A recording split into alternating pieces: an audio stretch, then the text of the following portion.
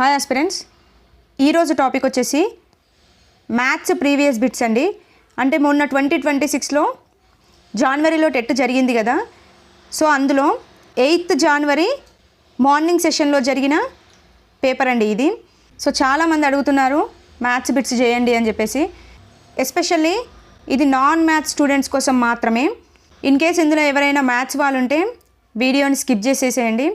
ఎందుకంటే మ్యాథ్స్ వాళ్ళకి మ్యాథ్స్ అనేది చాలా ఈజీగా ఉంటుందండి. వాళ్ళు ఏ బిట్ ఇచ్చినా ఈజీగా చేసేస్తారు అన్నట్టుగానే పేపర్ అనేది ఫ్రేమ్ అవుతుంది. ఇక్కడ ఇబ్బంది పడేవాళ్ళు ఒక నాన్ మ్యాథ్స్ వాళ్ళు మాత్రమే. నాన్ మ్యాథ్స్ వాళ్ళకి ఎవ్రీ ప్రాబ్లమ్ని కూడా సాల్వ్ చేయడం అనేది ఒక ఫజిల్ని సాల్వ్ చేసినట్టుగా ఉంటుందండి. ఎందుకంటే ఇంటర్లో కూడా చాలామంది మ్యాథ్స్ అంటే భయపడి మ్యాథ్స్ సైడ్ వెళ్ళకుండా సైన్స్ సైడ్ సోషల్ సైడ్ వెళ్ళిన బ్యాక్గ్రౌండ్ వాళ్ళు ఉంటారు. బట్ ఇప్పుడు డిఎస్సికి కావచ్చు టెట్కి కావచ్చు మ్యాథ్స్ అనేది చాలా మేజర్ రోల్ ప్లే చేస్తుంది. మ్యాథ్స్లో మంచి స్కోర్ చేయకపోతే జాబ్కి చాలా దూరం అయిపోయినట్టేనండి. ఆ లెవెల్లో ఉంటుంది మ్యాథ్స్ రోల్ అనేది. కాబట్టి ఈ వీడియో వచ్చేసి పర్టికులర్గా నాన్ మ్యాథ్స్ వాళ్ళ కోసం మాత్రమే. ప్రతి ప్రాబ్లమ్ని కూడా ఇలా కూడా ఈజీగా చేయొచ్చా అనే విధంగా ఎక్స్ప్లెనేషన్ అనేది ఇస్తాను. ఏం లేదండి, మ్యాథ్స్ రావాలి అంటే ఎక్కువగా చేయాల్సింది ప్రాక్టీస్ అండి. ఎంత ప్రాక్టీస్ ఉంటే మ్యాథ్స్ అనేది అంత ఈజీ అవుతుంది. ఇప్పుడు ప్రీవియస్ పేపర్స్లో వచ్చిన బిట్స్ని కూడా ఒక 2-3 టైమ్స్ ఒకే బిట్ని ప్రాక్టీస్ చేయండి. మీకు తెలియకుండానే చాలా ఈజీగా ప్రతి బిట్ని చేసేస్తారండి. చాలామంది రిక్వెస్ట్ మేరకు ప్రీవియస్ పేపర్స్ అనేవి అనాలిసిస్ చేస్తున్నాను. తెలుగు మెథడాలజీ అలాగే కంటిన్యూ అవుతుంది. మధ్య మధ్యలో ఈ వీడియోస్ కూడా అప్లోడ్ చేస్తుంటాను. వీడియో లెంత్ అవ్వకూడదు అనే ఉద్దేశంతో ప్రతి సెషన్లో వచ్చిన మ్యాథ్స్ బిట్స్ అనేవి 12 బిట్స్ ఒక పార్ట్లో 12 బిట్స్ అనేవి ఒక పార్ట్లో పెడతాను. మెథడాలజీ బిట్స్ మాత్రం మనం మెథడాలజీ చెప్పుకుంటాం కదా, అప్పుడు అందులో ఇంక్లూడ్ చేసి చెప్తాను. చూడండి, ఇక్కడ 8th జనవరి మార్నింగ్ సెషన్లో వచ్చిన పేపర్ అని చెప్పాను కదా. ఇందులో ఫస్ట్ బిట్ ఏమొచ్చింది చూడండి. ఒక దుకాణదారుడు 960 ఖరీదు చేసే బ్యాగుపై 30% డిస్కౌంట్ ఇస్తే కస్టమర్ చెల్లించాల్సిన మొత్తం ఎంత అని అడిగాడు. ఇది వచ్చేసి పర్సంటేజ్ నుంచి పడింది బిట్. చూడండి, ఇక్కడ ఏమన్నాడు, 960 ఖరీదు చేసే బ్యాగుపై 30% డిస్కౌంట్ ఇచ్చాడు అని చెప్పాడు. సో ఇప్పుడు 960 అనేది ఎంత పర్సెంటేజో తెలియదు కాబట్టి దీన్ని 100%గా తీసుకోండి. ఓకే, ఎంత ఇచ్చాడు డిస్కౌంట్? 30% డిస్కౌంట్ ఇచ్చాడు. అంటే 100లో 30% డిస్కౌంట్ తీసేస్తే మనకి ఎంత పర్సెంట్ మిగులుతుందండి? 70% మిగులుతుంది. అంతే కదా. 100లో 30 తీసేసాం, 30% డిస్కౌంట్ తీసేస్తే 70% అనేది వస్తుంది. ఓకే, సో ఇప్పుడు ఈ 70%కి చెల్లించాల్సిన మొత్తం ఎంత అనేది మనం కనుక్కోవాలి ఇప్పుడు. ఓకే, సో ఇక్కడ చూడండి, పర్సెంటేజ్ అనేది ఏమైందండి? తగ్గింది.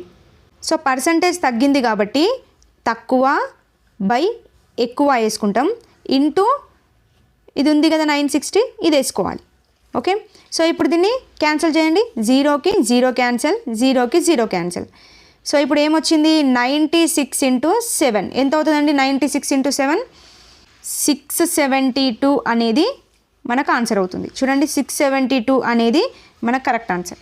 ఓకే, 30% డిస్కౌంట్ ఇస్తే కస్టమర్ చెల్లించాల్సిన మొత్తం ఎంత అంటే 672 రూపీస్ చెల్లించాల్సి ఉంటుంది. ఓకే, ఇది ఆన్సర్. ఈ విధంగా ఈజీగా చేసుకోవచ్చు. నెక్స్ట్ ఈ బిట్ ఇచ్చాడు చూడండి. ఇక్కడ ఎందుకు ఇలా హైడ్ చేశాను అంటే మీరు కూడా దానికి ఆన్సర్ చేయడానికి ట్రై చేయండి, అందుకోసం అని చెప్పేసి ఇక్కడ హైడ్ చేశాను. ఈ క్రింది వాటిలో ఏది స్థిత్యంతర ధర్మాన్ని వివరిస్తుంది? చూడండి, మనకు నెంబర్ సిస్టంలో ఈ ధర్మాలు కనబడతాయండి. పూర్ణాంకాలలో కావచ్చు, పూర్ణ సంఖ్యలు, సహజ సంఖ్యలు, అకర్ణీయ సంఖ్యలు, వీటిలో ధర్మాలు అనేవి కనబడతాయి. సో ఏమేమి ధర్మాలు ఉంటాయి అంటే ఫస్ట్ వన్ వచ్చేసి సంవృత ధర్మం ఉంటుంది. నెక్స్ట్ వచ్చేసి స్థిత్యంతర ధర్మం లేదా దీన్నే వినిమయ ధర్మం అని పిలుస్తారు. నెక్స్ట్ వచ్చేసి సహచర ధర్మం అని ఉంటుందండి. ఓకే, సో ఈ ధర్మాల యొక్క డెఫినేషన్స్ తెలిస్తే మనం ఈజీగా ఆన్సర్ని ఐడెంటిఫై చేయొచ్చు. చూడండి, సంవృత ధర్మం అంటే ఏంటంటే పూర్ణాంకాలను తీసుకున్నాం అనుకోండి. పూర్ణాంకాలలో ఏవైనా 2 పూర్ణ సంఖ్యల మొత్తం కలిపిన, తీసేసిన, గుణించిన, భాగించిన. ఓకే, కలిపిన, తీసేసిన, గుణించిన, భాగించిన, నాకు ఇక్కడ ఒక ఆన్సర్ వస్తుంది కదండి. ఆ ఆన్సర్ కూడా పూర్ణాంకమే అయి ఉండాలి. ఎగ్జాంపుల్ చూస్తే ఇప్పుడు 3 అనేది ఒక పూర్ణ సంఖ్య, ఓకే 2 అనేది ఒక పూర్ణ సంఖ్య కలుపుతున్నాం, కలిపితే మనకి ఎంత వచ్చింది 5 వచ్చింది. అంటే ఈ రెండు సంఖ్యల్ని కలిపితే మనకు వచ్చింది కూడా పూర్ణాంకమే కదా, 5 కూడా పూర్ణాంకమే కదా, ఇలా అన్నట్టు. ఇప్పుడు దీన్ని ఇంటూ చేయండి, 3 × 2 ఎంత అవుతుందండి 3 రెంట్ల 6, 6 కూడా మనకి పూర్ణాంకమే కదా, ఇలా అన్నట్టు. ఇలా వస్తే అది సంవృత ధర్మం అని చెప్తాం. ఓకే, అంటే దీన్ని ఇప్పుడు ఏమని రాసుకోవచ్చు, a + b = c కావాలి. ఓకే, నెక్స్ట్ వచ్చేసి స్థిత్యంతర లేదా వినిమయ ధర్మం.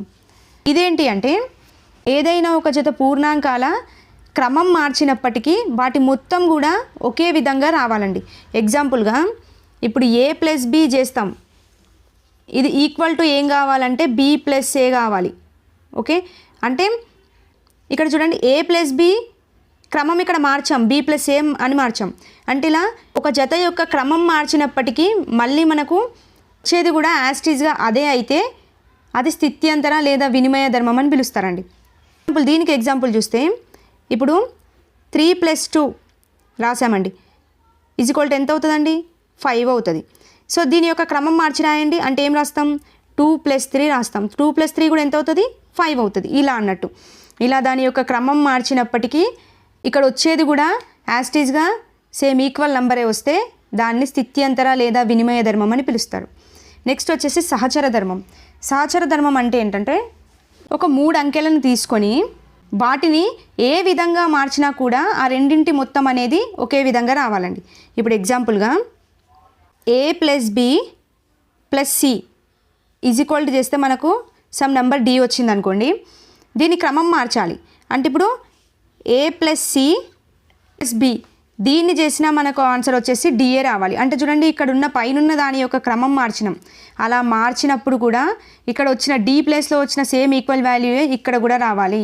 ఇలా ఒక 3 సంఖ్యలను తీసుకొని వాటి క్రమం మార్చినప్పటికీ ఆ రెండింటి మొత్తం కూడా ఒకే విధంగా వస్తే అది సహచర ధర్మాన్ని పాటిస్తుంది అని చెప్పాలి. ఓకే, సో మనకు అడిగింది ఇక్కడ స్థిత్యంతర ధర్మం. ఒకసారి ఇదంతా తీసే స్థిత్యంతర ధర్మం చూద్దాం.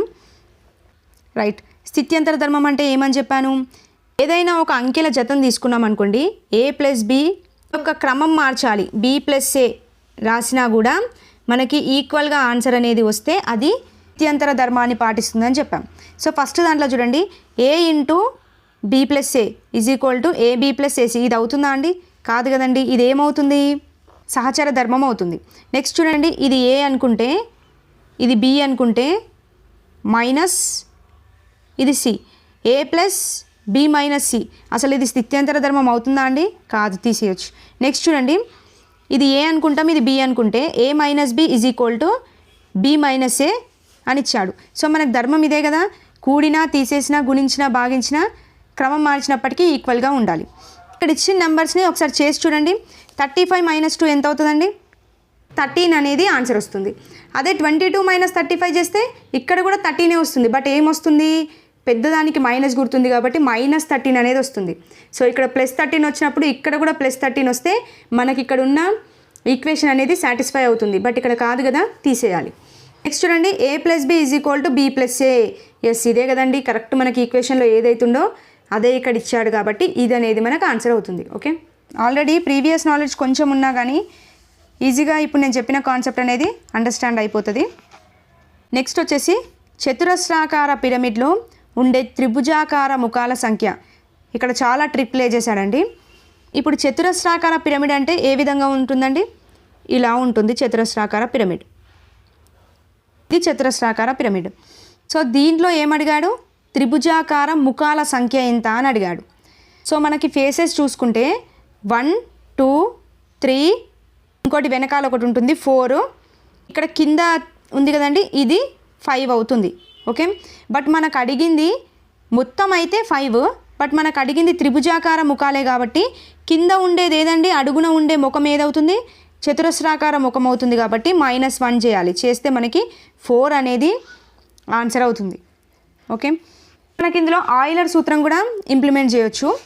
ఆయిలర్ సూత్రం ఏంటండి, f + v = e + 2 అనేది ఆయిలర్ సూత్రం. దీన్ని ఇంప్లిమెంట్ చేసి కూడా మనం ఈజీగా ఆన్సర్ని ఐడెంటిఫై చేయొచ్చు. చూడండి ఇప్పుడు ఫేసెస్ తెలియలేదనుకోండి వదిలేసేయండి, +v ఇచ్చాడు కదండి, v అంటే అండి వర్టైజెస్ అంటే శీర్షాలు. శీర్షాలు ఎన్ని వస్తాయి చూడండి, 1 2 3 4 5 శీర్షాలు వస్తాయి. ఓకే, నెక్స్ట్ ఈ అంటే ఏంటండి ఎడ్జెస్. ఎడ్జెస్ అంటే ఏంటి అంచులు. అంచులు ఎన్ని వస్తాయండి చూడండి 1 2 3 4 5 6 7 8 ఎన్ని వచ్చాయండి 8 వచ్చాయి. సో ఇక్కడ ఆల్రెడీ 2 ఉంది కాబట్టి +2 వేయండి. వేస్తే ఇక్కడ ఎంత వచ్చింది 10 కాబట్టి ఇక్కడ F+V కూడా మనకి 10 అవ్వాలి. 10 అవ్వాలి అంటే ఇక్కడ ఎంత ఉండాలి ఫేసెస్ దగ్గర 5 యాడ్ చేస్తే మనకి ఇక్కడ కూడా ఆన్సర్ అనేది 10 వస్తుంది. అంటే ఇప్పుడు ఫేసెస్ ఎన్ని 5 అని మనం ఈ విధంగా కూడా ఐడెంటిఫై చేయొచ్చు.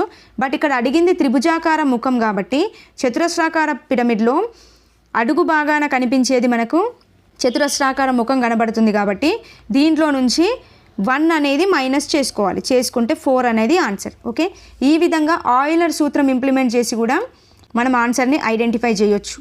ఓకే, ఇలా 2 టైప్స్ చేసుకోవచ్చు.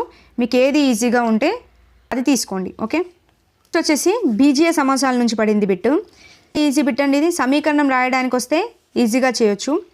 చూడండి, ఒక సంఖ్య 2 రెట్ల నుండి 13ను తీసివేస్తే 25 వస్తుంది.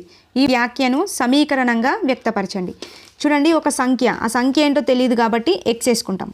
ఓకే, దీని యొక్క 2 రెట్ల నుండి అన్నాడు. 2 రెట్లు అంటే 2x అవుతుంది కదండి. సంఖ్య యొక్క 2 రెట్లు అన్నాడు కాబట్టి 2x అవుతుంది కదా. సంఖ్య తెలియదు కాబట్టి x వేసుకున్నాం. 2 రెట్లు అన్నాడు కాబట్టి 2x అవుతుంది. ఓకే, దాని నుండి ఏం చెప్పాడు 13ను తీసేస్తే అన్నాడు. సో -13 కదా, తీసేయండి. తీసేస్తే ఎంత వస్తుంది =25 అనేది వస్తుంది. ఓకే, చూడండి ఇక్కడ పైన ఇచ్చింది సాటిస్ఫై అయిందా చూడండి. ఒక సంఖ్య 2 రెట్ల నుండి అంటే 2x, 13ని తీసేయాలి. -13 ఎంత వచ్చిందండి 25 అనేది వస్తుంది. ఈ విధంగా చేయాలి. ఎక్కడ ఉందండి 2x - 13 = 25. ఇది మనకు ఆన్సర్ అవుతుంది. ఓకే, చిన్న చిన్న బిట్స్ ఇచ్చానండి, ఈజీగా చేయొచ్చు. కొంచెం కాన్సెప్ట్ పైన గ్రిప్ ఉన్న ఈజీగా చేసేయచ్చు. నెక్స్ట్ చూడండి, ఒక త్రిభుజం యొక్క ప్రతి భుజం పొడవు దాని చుట్టుకొలతలో 3వ వంతు ఉంటే అది ఏ రకమైన త్రిభుజం అవుతుంది. చూడండి, ఒక త్రిభుజం ఇచ్చాడు, దీంట్లో ప్రతి భుజం పొడవు అన్నాడు. ప్రతి భుజం పొడవు ఎంతో తెలియదు కాబట్టి ఏ అనుకుంటాం కదా. సో ఏ. ఇప్పుడు సమబాహు త్రిభుజం అయితే దీని యొక్క చుట్టుకొలత ఏమవుతుంది 3a అనేది అవుతుంది. 3వ వంతే కదండి, 3వ వంతే ఉంది కదండి. సో సమబాహు త్రిభుజం అనేది ఆన్సర్. చూడండి, ప్రతి భుజం పొడవు దాని చుట్టుకొలతలో 3వ వంతు ఉండేది మాత్రం సమబాహు త్రిభుజంకి మాత్రమే ఉంటుంది. ఓకే, సో ఇక్కడ సమద్విబాహు కాదు, విషమబాహు కాదు, లంబకోణ అసలే కాదు. ఓకే, నెక్స్ట్ ఇది చూడండి, చుట్టుకొలత 36 సెంటీమీటర్లు మరియు అసమాన భుజం పొడవు 10 సెంటీమీటర్లు కలిగిన సమద్విబాహు త్రిభుజం వైశాల్యం ఏంటి అని అడిగాడు. సమద్విబాహు త్రిభుజం యొక్క వైశాల్యం ఫార్ములా అనేది ఇక్కడ కంపల్సరీ తెలిసి ఉండాలి. ఓకే, సో కొంచెం ఇక్కడ అడ్జస్ట్ చేసుకోండి, ఫోన్లోనే ఎక్స్ప్లెనేషన్ కాబట్టి కొద్దిగా ఇబ్బందిగా ఉంటుంది. చూడండి, ఇది సమద్విబాహు త్రిభుజం. సమద్విబాహు త్రిభుజంలో 2 భుజాలు అనేవి సమానంగా ఉంటాయి. సమద్వి అంటేనే 2 కదండి, 2 భుజాలు సమానంగా ఉంటాయి. ఓకే, ఏమన్నాడు చుట్టుకొలత ఇచ్చాడు. చుట్టుకొలత ఎంత అండి 36 సెంటీమీటర్స్ అని చెప్పేసి ఇవ్వడం జరిగింది. ఇక్కడ ఏమిచ్చాడు ఇంకా అడిషనల్గా అసమాన భుజం పొడవు అంటే సమానంగా 2 భుజాలు అనేవి సమానంగా ఉంటాయి. సమానంగా లేని భుజం పొడవు ఎంత ఇచ్చాడు 10 సెంటీమీటర్స్ అని ఇచ్చాడు. అవునా, సో మిగిలిన 2 భుజాలు తెలియవు. మిగిలిన 2 భుజాలను ఎలా ఐడెంటిఫై చేయాలి అంటే ఇప్పుడు చుట్టుకొలత అంటే ఈ త్రిభుజం యొక్క మొత్తం కదండి, మొత్తం చేస్తేనే మనకి చుట్టుకొలత అనేది వస్తుంది. సో చుట్టుకొలత 36 ఇచ్చాడు. ఆల్రెడీ ఇక్కడ 10 అనేది ఇవ్వడం జరిగింది కాబట్టి ఈ 36లో నుండి 10 తీసేయండి. తీసేస్తే మనకి ఎంత వస్తుందండి 26 అనేది వస్తుంది. అంతే కదా, సో 26 వస్తుంది. ఆల్రెడీ ఇక్కడ 10 ఇచ్చాడు కాబట్టి 10 తీసేస్తాం చుట్టుకొలతల నుండి, తీసేస్తే 26. ఈ 26 అనేది మిగిలిన 2 భుజాల యొక్క వాల్యూ అవుతుంది. అంటే ఇప్పుడు మిగిలిన 2 భుజాలు మనకి సమద్విబాహు త్రిభుజంలో ఈక్వల్గా ఉంటాయి కాబట్టి బై 2 చేయండి. 2 1 = 2, 2 3 = 6. కాబట్టి 13 అనేది ఒక భుజం పొడవు అయితే ఇంకో భుజం పొడవు కూడా 13 అవుతుంది. ఓకే, ఇది అన్నట్టు. ఇప్పుడు మనం కనుక్కుంది ఏంటి ప్రతి భుజం యొక్క వాల్యూ అనేది కనుక్కున్నాం ఇక్కడ ఇచ్చిన అడిషనల్ ఇన్ఫర్మేషన్తోని. ఓకే, నెక్స్ట్ ఏం అడిగాడు సమద్విబాహు త్రిభుజం యొక్క వైశాల్యం ఎంత అని అడిగాడు. సమద్విబాహు త్రిభుజం యొక్క వైశాల్యం యొక్క ఫార్ములా ఏంటండి b/4 √4 × a² - b² అనేది సమద్విబాహు త్రిభుజం యొక్క వైశాల్యం ఫార్ములా. ఇప్పుడు ఈ ఫార్ములాలో ఇంప్లిమెంట్ చేస్తే మనకు ఆన్సర్ అనేది ఐడియా వచ్చేస్తుంది. చూడండి ఇప్పుడు బి అంటే ఏంటండి, ఈ రెండు సమానం, పైన రెండు భుజాలు సమానం కాబట్టి ఇది ఏ అవుతుంది. బి 10 కాబట్టి 10/4 √4 కాబట్టి 4 ఇంటూ ఏ ఎంత అండి, ఏ వాల్యూ ఎంత 13 కాబట్టి ఏం చేస్తాం ఇక్కడ 13 స్క్వేర్ వేసుకోవాలి అంతే కదా. మైనస్ బి అంటే ఎంత 10 కాబట్టి 10 స్క్వేర్. ఓకే, ఇప్పుడు చేస్తే ఏమొస్తుందండి 10/4 √4 ఇంటూ 13 స్క్వేర్ అంటే ఎంత అండి, ఎంత వస్తుంది 13 స్క్వేర్ 169 వస్తుంది. 169 మైనస్ 10 స్క్వేర్ అంటే 100. ఓకే, సో ఇప్పుడు ఇక్కడ ఏం చేయాలి 4 ఇంటూ 169 చేయాలి. సో 10/4 √4 ఇంటూ 169 చేస్తే మనకి ఎంత వస్తుందండి ఆన్సర్, ఒకసారి మీరు చేసి చూడండి. 676 అనేది ఆన్సర్ వస్తుంది. మైనస్ 100 అనేది చేస్తాం. చేస్తే ఇక్కడ 10/4 √676లో నుంచి 100 తీసేస్తే 576 అనేది వస్తుంది. ఓకే, మనం 10/4ని క్యాన్సిల్ చేసుకోవచ్చు కదండి. క్యాన్సిల్ చేస్తే ఎంత వస్తుంది 2 2s 4 2 5s 10 వస్తుంది. 5/2 అండ్ 576కి స్క్వేర్ ఎంత అవుతుందండి, ఇక్కడ పైన రాస్తున్నాను చూసుకోండి. 5/2 √576కి స్క్వేర్ ఎంత అంటే 24 స్క్వేర్ అనేది వస్తుందండి. ఇక్కడ స్క్వేర్ రూట్ అనేది క్యాన్సిల్ అవుతుంది కాబట్టి ఏం మిగిలిందండి 5/2 ఇంటూ 24 అనేది మిగులుతుంది. సో ఇక్కడ క్యాన్సిల్ అవుతుంది కదండి. చూడండి 2 1s 2 2 2s 4 అంటే 5 ఇంటూ 12 ఎంత అవుతుంది 12 5s 60 అనేది మనకు ఆన్సర్ అవుతుంది. ఎక్కడుంది ఫస్ట్ వన్ అనేది కరెక్ట్ ఆన్సర్. ఓకే, కొద్దిగా ఫోన్లో కాబట్టి ఇబ్బందిగానే ఉంటుందండి, కొంచెం అడ్జస్ట్ చేసుకోండి. ప్రతి స్టెప్ కూడా అర్థం కావాలంటే మళ్ళీ వెనక్కి వెళ్ళైనా సరే వీడియోని చూడండి, కంపల్సరీగా అర్థమవుతుంది. ఇదండి, ఈ విధంగా ఈ లెక్కను సాల్వ్ చేయాలి. ఓకే, సో ఇక్కడ మెయిన్ తెలవాల్సింది ప్రతి త్రిభుజం యొక్క ఫార్ములాస్ తెలవాలి, ప్రతి చతుర్భుజం యొక్క ఫార్ములాస్ తెలుసుకోండి. మొత్తం ఫార్ములాస్ డెఫినెట్గా నేర్చుకోండి. ఫార్ములాల నుండే ఎక్కువగా బిట్ అనేది ఫ్రేమ్ అవుతుంది. ఓకే, నెక్స్ట్ ఈ బిట్ చూడండి. ఇది వచ్చేసి ఘాతాంకాలు అనే టాపిక్ నుండి పడింది. ఆ కాన్సెప్ట్ పైన కొంచెం గ్రిప్ ఉన్న ఈజీగా దీన్ని చేయొచ్చు. సో చూడండి ఇది ఏ రూపంలో కనబడుతుందండి 2² హోల్ పవర్ స్క్వేర్ అనేది ఉంది. సో ఇది ఏ రూపంలో కనబడుతుందండి మనకి a⁴m హోల్ పవర్ n రూపంలో కనబడుతుంది అంతే కదా. ఇది ఏ అనుకుంటే ఇది m అనుకుంటే ఇది n అనుకుంటే a⁴m ఇంటూ హోల్ పవర్ nగా కనబడుతుంది. సో దీన్ని ఏమని రాసుకోవచ్చండి మనము ఘాతాంకాల ఫార్ములా ప్రకారం a⁴m ఇంటూ nగా రాస్తాం. ఓకే, సో ఇప్పుడు ఏ అంటే ఏం కనబడుతుంది 2, నెక్స్ట్ m అంటే ఏం తీసుకున్నామండి 2 కాబట్టి 2 ఇంటూ n అంటే 2. సో దీన్ని చేస్తే 2 పవర్లో ఏమొస్తుంది 2 ఇంటూ 2 కాబట్టి 2 2s 4 అవుతుంది. సో ఇప్పుడు దీన్ని చేయండి 2 ఇంటూ 2 ఇంటూ 2 ఇంటూ 2గానే కదా రాస్తాం కదండి 2⁴ అంటే. సో ఎంత అవుతుంది 2 2s 4 2 2s 4 4 4s 16. సో 16 అనేది మనకి ఇక్కడ ఆన్సర్ అవుతుంది. ఈ విధంగా ఈజీగా చేసుకోవచ్చు. ఓకే, సో ఇప్పుడు మనకి ఇది గుర్తులేదు అని అంటే ఈజీగా కూడా చేసుకోవచ్చు కదండి. 2² ఇచ్చాడు, 2² అంటే ఏ విధంగా రాస్తాం 2 ఇంటూ 2 కదా, 2 ఇంటూ 2 ఎంత అవుతుంది 4 అవుతుంది. సో 4 ఈ విధంగా 4² అని రాసుకుంటాం. సో ఏం చేయాలి 4 ఇంటూ 4 చేసుకుంటాం, 4ని 2 టైమ్స్ రాయాలి కదా, రాస్తే ఏమొస్తుంది 16. ఈ విధంగా కూడా ఈజీగా చేసుకోవచ్చు. ఓకే, ఇది గుర్తుంటే ఓకే, కంపల్సరీ గుర్తుపెట్టుకోండి, ఎందుకంటే పెద్ద పెద్ద ప్రాబ్లమ్స్ వచ్చినప్పుడు ఫార్ములా వేసుకొని చేస్తే ఈజీగా ఆన్సర్ అనేది వస్తుందండి. ఓకే, సో 2 వేస్లో మీకు ఏ వే నచ్చితే ఆ వేలో చేయండి. ఈ క్రింది వస్తువులను 4 పిల్లలు సమానంగా పంచుకోవాల్సి వస్తే దేనిని సమానంగా విభజించలేము. చూడండి ఇది వచ్చేసి భాజనీయత సూత్రాల నుండి పడింది. 4 యొక్క భాజనీయత సూత్రం అండి ఇది. ఇక్కడ కొన్ని నెంబర్స్ ఇచ్చాడు, ఈ నెంబర్స్లో 4తో క్యాన్సల్ కానిది ఏది అనేది ఇక్కడ క్వశ్చన్ అండి. ఓకే, 4 యొక్క భాజనీయత సూత్రం ఏందండి, ఇచ్చిన అంకెలో చివరి 2 అంకెలు ఉంటాయి కదండి, ఈ చివరి 2 అంకెలు మాత్రం 4చే నిశ్శేషంగా భాగించబడాలి. ఇదే 4 యొక్క భాజనీయత సూత్రం. సో మనం ఇదంతా చేయాల్సిన అవసరం లేదు, భాజనీయత సూత్రం తెలిస్తే సరిపోద్ది. ఈ చివరి 2 అంకెలు మాత్రమే తీసుకోండి, ఆ 2 అంకెల్ని 4 చేత కొట్టేయండి. 4లో 2 అంకెలనేవి క్యాన్సిల్ అయితే అది 4 యొక్క బీజగణిత సూత్రాన్ని పాటిస్తుంది. బట్ ఇక్కడ పాటించని సూత్రం ఏది తెలుసుకోవాలి. చూడండి 36 అనేది 4లో పోతుంది కదండి. ఎంత 4 9s 36 కదండి. సో ఇది క్యాన్సిల్ అవుతుంది. నెక్స్ట్ 24 4 6 పోతుంది. సో ఇది ఆన్సర్ కాదు. నెక్స్ట్ 42 క్యాన్సిల్ అవుతుందా అండి.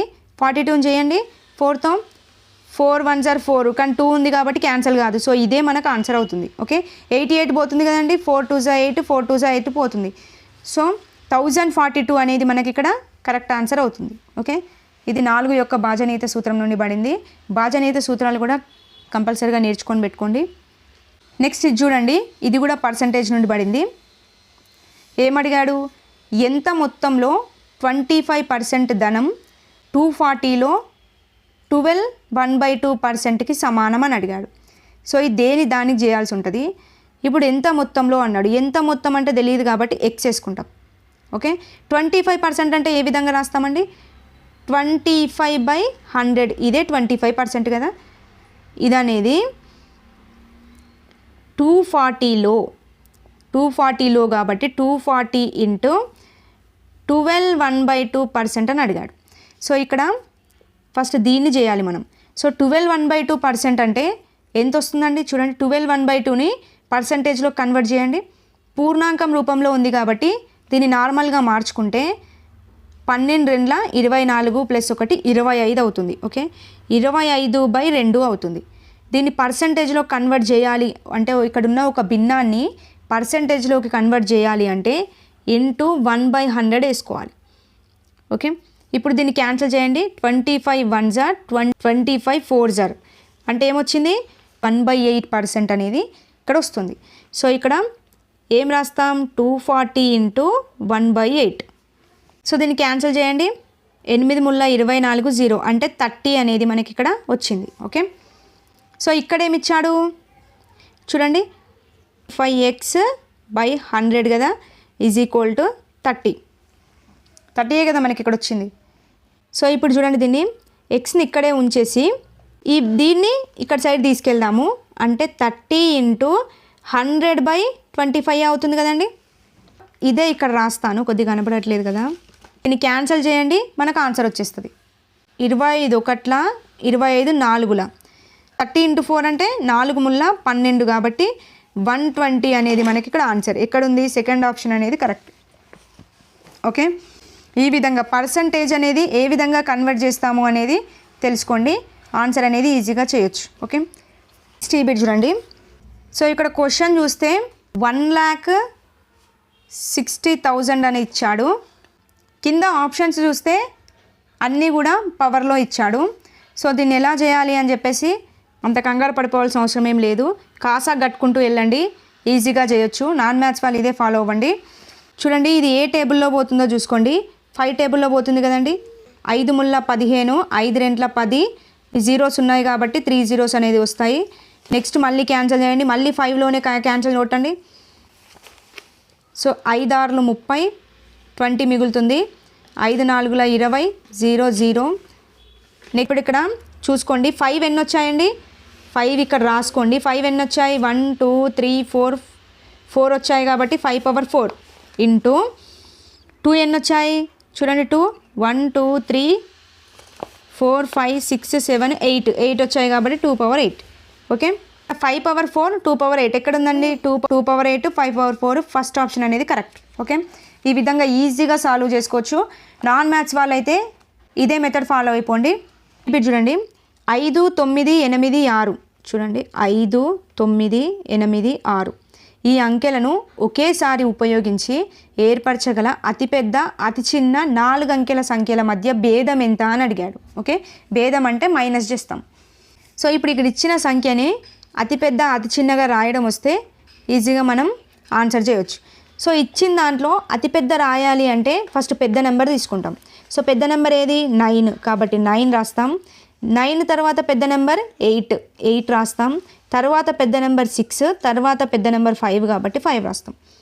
సో ఇలా పెద్ద నెంబర్ రాసాక చిన్న నెంబర్ రాయడం చాలా ఈజీ అండి. ఇక లాస్ట్లో ఉన్న నెంబర్ నుండి స్టార్ట్ చేస్తూ ఇక్కడ 9 వరకు రాస్తే మనకు అదే చిన్న నెంబర్ అవుతుంది. సో 5, 6, 8, 9 ఇదే చిన్న నెంబర్. ఓకే, మైనస్ చేయాలి కదా, మైనస్ చేయాలి. అర్థమైందా? అతిపెద్ద నెంబర్ అంటే ఇచ్చిన నెంబర్లో పెద్ద సంఖ్య నుండి చిన్న సంఖ్య వరకు రాసుకుంటూ వెళ్దాం. అదే అతి చిన్న సంఖ్య అంటే ఆల్రెడీ పెద్ద సంఖ్య నుండి చిన్న సంఖ్య వరకు రాస్తే ఆ చిన్న సంఖ్య నుండి పెద్ద సంఖ్య వరకు రాసుకుంటూ వెళ్తే అదే మనకు చిన్న సంఖ్య అవుతుంది. సో మైనస్ చేయాలి కాబట్టి మైనస్ చేస్తాం. సో దీన్ని మైనస్ చేస్తే మనకు ఆన్సర్ ఏమొస్తుందండి? 4176 అనేది మనకు ఆన్సర్ వస్తుంది. ఎక్కడుంది? 4th ఆప్షన్ అనేది కరెక్ట్. ఓకే, ఇదంతా మీరు చేసేయండి. 4176 అనేది మనకు ఆన్సర్ వస్తుంది. ఓకే, నెక్స్ట్ ఈ బిట్ చూడండి. ఇదే లాస్ట్ బిట్ అండి. 1.06 whole square minus 0.94 whole square is equal to ఎంత అవుతుంది అని చెప్పేసి అడిగాడు. సో ఇది మనకు ఏ రూపంలో కనబడుతుందండి చెప్పండి? ఏ స్క్వేర్ మైనస్ బి స్క్వేర్ రూపంలో కనబడుతుంది. దీన్ని నార్మల్గా చేసుకుంటూ పోతే చాలా టైం తీసుకుంటుందండి. సో ఇలా ఫార్ములాలో ఇంప్లిమెంట్ చేస్తే చాలా ఈజీగా అయిపోతుంది. సో ఇప్పుడు ఏ స్క్వేర్ మైనస్ బి స్క్వేర్ రూపంలో ఉంది కాబట్టి ఏ స్క్వేర్ మైనస్ బి స్క్వేర్ని ఏ విధంగా రాస్తామండి? ఏ ప్లస్ బి ఇంటూ ఏ మైనస్ బిగా రాస్తాం. దీంట్లో మనం ఇక్కడ ఇచ్చిన వాల్యూస్ని ఇంప్లిమెంట్ చేస్తే ఈజీగా మనకు ఆన్సర్ వచ్చేస్తుంది. లేదు మనకు ఫార్ములా తెలియదు కాబట్టి డైరెక్ట్గా చేస్తామంటే చాలా టైం పడుతుంది. సో ఇలా ట్రై చేయండి, చాలా ఈజీగా ఉంటుంది. సో ఇప్పుడు ఏ ప్లస్ బి ఇంటూ ఏ మైనస్ బి చేయాలి. ఏ ప్లస్ బి అంటే ఏం కనబడుతుందండి? పాయింట్స్ అన్నీ పక్కన పెట్టేసేయండి, డైరెక్ట్గా చేసేయండి. ఫస్ట్ ఏ వాల్యూ ఎంత ఇచ్చాడు?